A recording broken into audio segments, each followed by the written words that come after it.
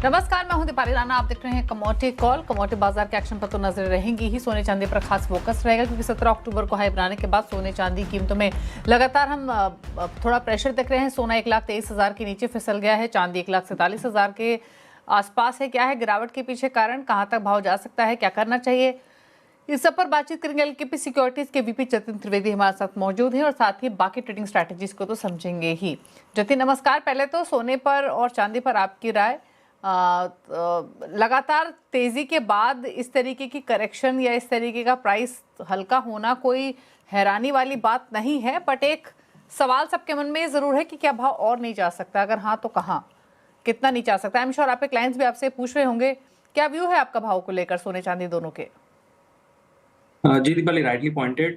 जिस तरह से तेजी हुई थी अगस्त सितंबर और मिड अक्टूबर तक, जो ये तेजी सोने और चांदी में दोनों में देखी गई थी, उसके बाद ऑल ऑफ अ सडन ये शार्प करेक्शन आना, ये कहीं ना कहीं थोड़ा सा प्रश्न चिन्ह बन जाता है कि इतनी तेज गिरावट भी क्यों।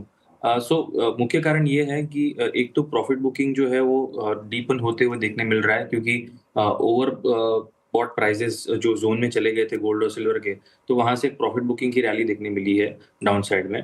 और दूसरा, जो अब ये ओवर द वीकेंड यूएस और चाइना की जो ट्रेड डेवलपमेंट्स में जो पॉजिटिव खबरें जो निकल के आई हैं, ये पॉसिबिलिटीज बढ़ती जा रही हैं, तो उसके कारण से जो ये प्रीमियम था गोल्ड और सिल्वर के अंदर, अनिश्चितता का, अनसर्टेनिटी का, ट्रेड वॉर, ट्रेड टैरिफ को लेकर के, वो थोड़ा सा प्रीमियम जो है वो घटते देखने मिल रहा है। तो ये प्रॉफिट बुकिंग का दौर है, और साथ में जिस तरह से मार्केट की रैपिड मूवमेंट है गोल्ड सिल्वर के अंदर, तो ये रिएक्शन जो है वो उसी तरह से वीकनेस की तरफ से रिएक्शन दिखा रहा है।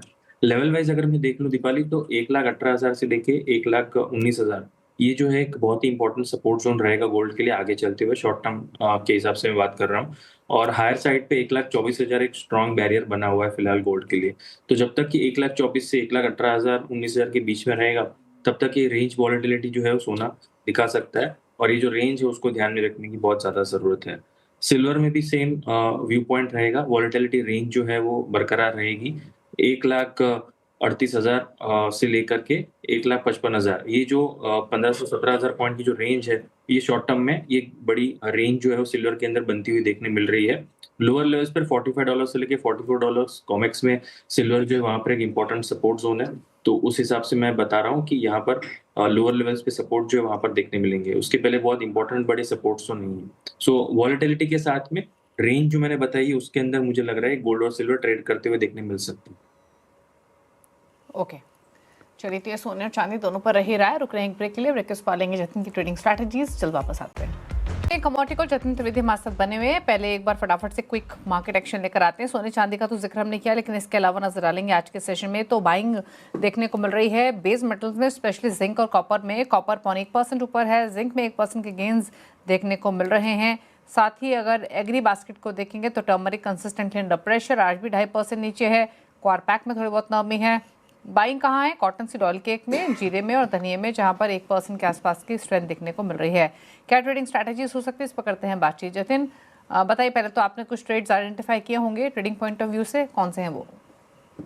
Rightly pointed Deepali, base metal market के अंदर जो है एक अच्छा दौर चल रहा है। यूएस चाइना की ट्रेड डील के पीछे कह लीजिए, या डॉलर इंडेक्स की धीमीपन और रेंज बाउंड सेशन के कारण से, तो कॉपर के अंदर एक बाइंग मोमेंटम के साथ ही ट्रेडिंग पिक बन रही है।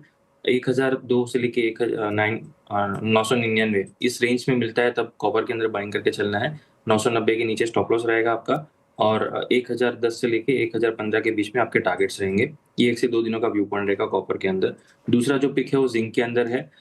301.50 से लेके 302 के बीच में बाय करके चलना है। स्टॉप लॉस जो है 298 के नीचे रखना है, और हायर साइड पे 306 से 307, 306, 307 इस टारगेट के हिसाब से यहाँ पर जिंक के अंदर भी मोमेंटम बेस 1 से 2 दिनों का व्यू पॉइंट लेकर जिंक के अंदर भी बाइंग का कॉल रहेगा। सो कॉपर और जिंक दोनों बेस मेटल के अंदर बाइंग की कॉल रहेगी। ओके, तो कॉपर जिंक में बाय की कॉल है। एग्री कमोडिटी बास्केट पर नजर लेते हैं। एक रहा है आपकी टर्मरिक पर और दूसरी तरफ जीरे पर, एक में स्ट्रेंथ एक वीक। क्या भी है आपका जतिन यहाँ पर? टर्मरिक में दीपाली, जिस तरह से वीकनेस का दौर जो चल रहा है, ट्रेडिंग चार्ट्स के हिसाब से मुझे यही लग रहा है कि वीकनेस का दौर जो थोड़ा सा और कंटिन्यूड रह सकता है। 13,800 से लेके 13,700 तक ये लेवल्स नीचे में टेस्ट करने जा सकता है। 14,450 के पास एक स्टिफ रेजिस्टेंस है, स्टॉप लॉस जो भी रखें, अगर शॉर्ट साइड ट्रेड कर रहे हैं या पोजीशन है तो 14,600 के ऊपर अपनी स्टॉप लॉस बनाकर रखें और 13,800 से 13,700 के टारगेट के लिए टर्मरिक के अंदर वीकनेस का व्यू पॉइंट रहेगा।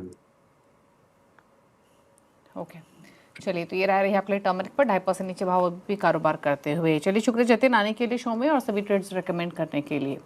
इसी के साथ कमोडिटी कॉल में तो इतना ही। ब्रेक के बाद अब देखिए आवाज़ समाचार। नमस्कार।